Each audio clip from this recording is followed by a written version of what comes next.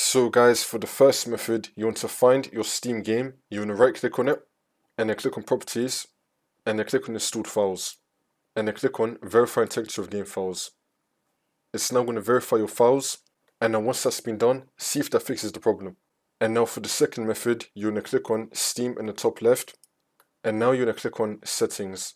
And then once you run this, you're going to click on the storage tab, and now you're going to find your drive. And now you're going to select the drive which has your Steam game installed on.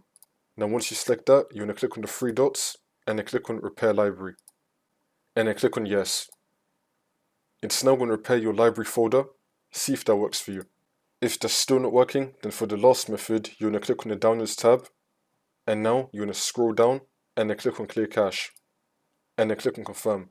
Once you click on confirm, it's going to sign you out of Steam, then you're going to sign back in again, and it's going to clear your local download cache. This should now fix your problem.